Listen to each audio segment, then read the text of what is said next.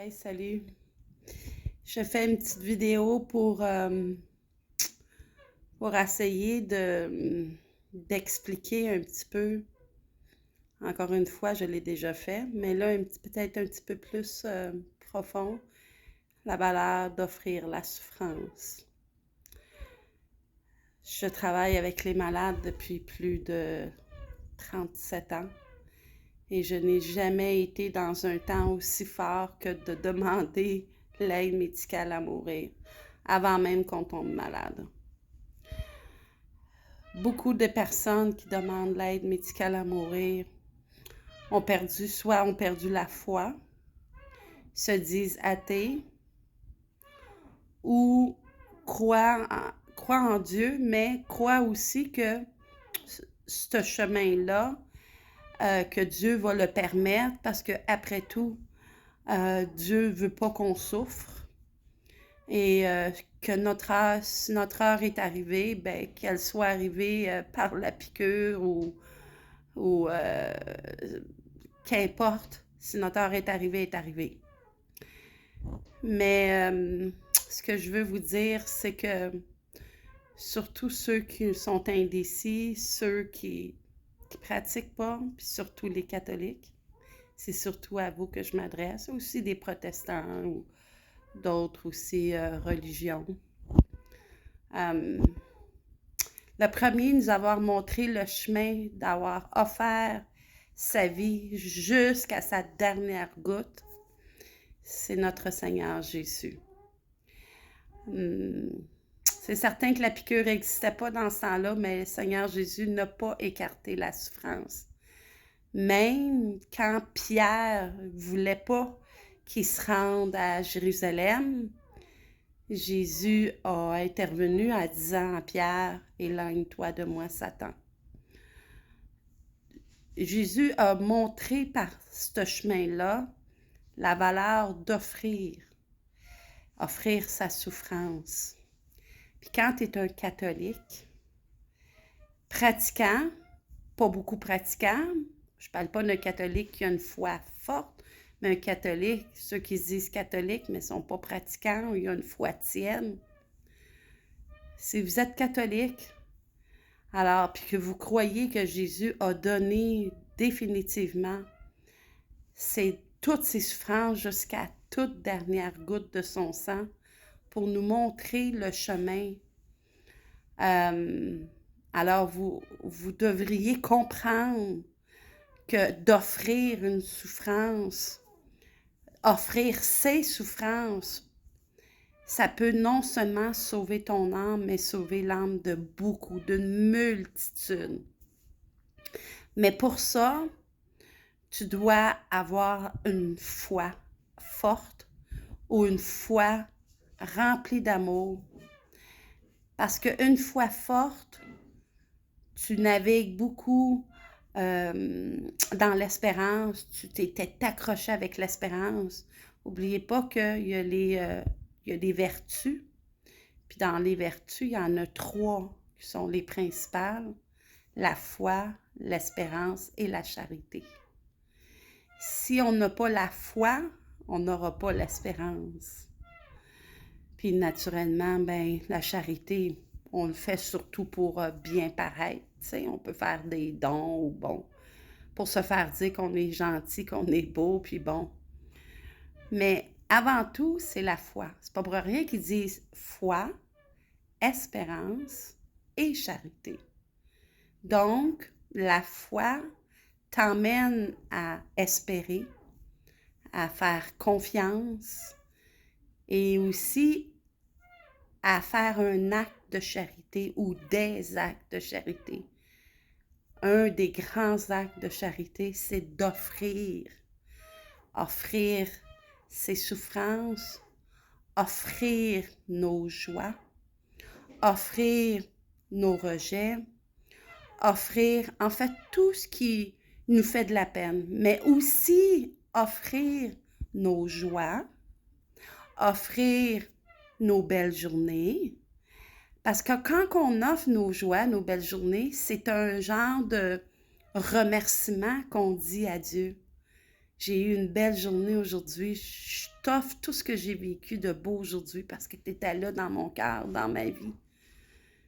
C'est comme une reconnaissance, là. Le bon Dieu, il est content quand on reconnaît qu'on n'a pas seulement des souffrances sur la terre, on a aussi des joies. On a plein de belles choses. Mais vraiment, il faut demander au Seigneur la foi qui nous fait accepter toutes nos souffrances qu'on a, que ce soit par un jugement, une critique, un rejet, une maladie, le cancer ou une perte d'un être cher. Seule la foi va faire en sorte qu'on accepte tout ça et qu'on l'offre.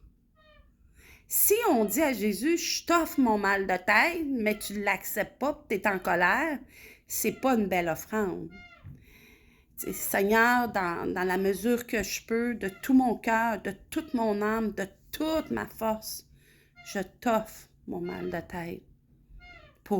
Puis là, tu peux rajouter, ben je te l'offre pour réparer tous les péchés qui ont été faits par des jugements, des critiques, des pensées mauvaises, des rejets, des blasphèmes, etc., etc., etc.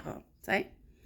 Donc, tu peux faire une offrande en faisant cette offrande-là, tu peux l'offrir pour quelque chose aussi. Donc, c'est triste de voir que le peuple de Dieu a perdu le fil et choisissent ce qui est véhiculé alentour d'eux. La mode, ben là, c'est pas nécessaire de souffrir. Voyons donc. De toute façon, tu vas mourir, là, regarde, là. Que ça soit dans 6 mois ou dans 1 mois, il n'y a pas de différence. Mais oui, il y a une différence. Parce que tu ne l'auras pas offerte. En plus, tu ne l'auras pas acceptée. Parce que le refus de non-souffrir, c'est un non-acceptation de notre souffrance puis de l'offrir en plus. Imagine là, comment d'âmes que tu peux sauver en offrant ta souffrance et en l'offrant, tu peux dire, ben, je te l'offre pour la conversion des pécheurs, je te l'offre pour ma famille, je te l'offre pour ma fille qui est loin de toi, je te l'offre pour les prêtres, je te l'offre pour ceux qui pratiquent l'avortement, puis etc., etc., etc. Fait que, il n'y a pas un humain qui vit sur la terre puis qui n'aura pas une souffrance. On a toutes des souffrances, puis on a toutes le long de notre vie. Il y en a que c'est plus intense que d'autres. Mais qu'importe la quantité de souffrance ou la profondeur de souffrance qu'on a, si c'est accepté, puis on l'offre, wow! Tu comprends? C'est vraiment important. Puis ceux qui vont écouter ce message-là, vous pouvez le passer hein, pour que les gens puissent l'écouter. Moi, j'en ai des patients, hein, puis là, ben, ils sont dans un dilemme. Ils ont peur de la souffrance, puis des gens qui les entourent leur suggèrent d'aller vers mourir dans la dignité, puis etc., etc. Puis beaucoup de ces personnes-là sont catholiques, mais ils ne pratiquent plus, ou ils ont perdu la foi.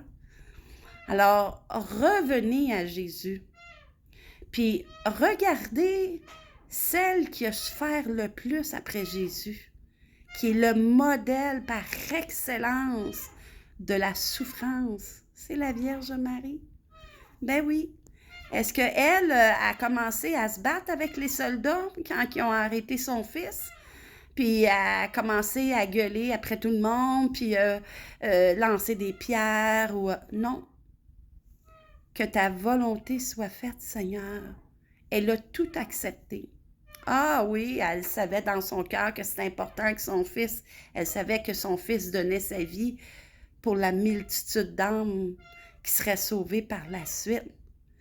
Mais ça fait quand même mal de voir son enfant se faire fouetter devant toi, puis frappé, puis crucifié, puis transpercé le cœur. Ça fait mal quand tu es une maman, puis tu vois ça, là.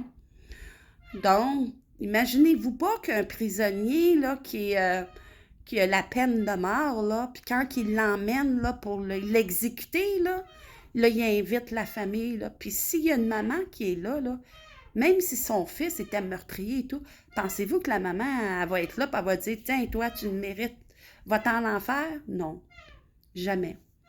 Elle va pleurer beaucoup, parce que c'est son fils après tout. Donc, la Vierge Marie, elle est l'excellence pour nous montrer comment accepter les souffrances. Puis de pas aller vers cette mode-là de mourir dans dignité. Puis c'est comme si tu ne laisses pas le bon Dieu choisir à ta place. Toi, tu es venu au monde par la volonté de Dieu. Il t'a donné la vie. Qui es-tu de décider quand est-ce que tu partirais? Ça marche pas, l'affaire, là. C'est comme non, non, non, non, tu sais.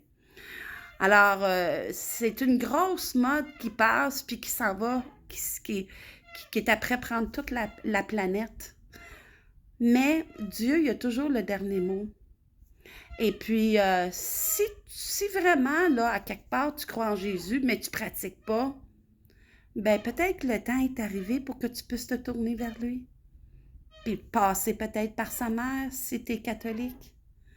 Puis si tu n'es pas catholique, tu es protestant ou, qu'importe, là, ben te tourner vers Jésus quand même, là.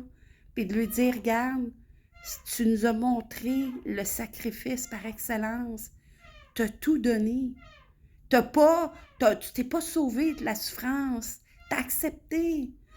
Fait que, tu sais, quand il s'est fait arrêter dans le jardin de Gethsémani, là, puis que Pierre, là, il a tranché l'oreille d'un soldat, qu'est-ce qu'il a dit, Jésus? Il a pas dit à Pierre, ouais, tranche-y l'autre tête, ah ouais, mon Pierre, puis non, non, non, c'est pas ça qu'il a fait, Jésus. Il a arrêté Pierre, hein? Puis il a dit, tous ceux qui vont se servir de l'épée vont mourir par l'épée. Donc, tu sais, tu te sers de la violence, ben tu vas mourir par la violence, t'sais. Donc, à quelque part, tout est là. Jésus, il est le Christ, le Seigneur, le Sauveur.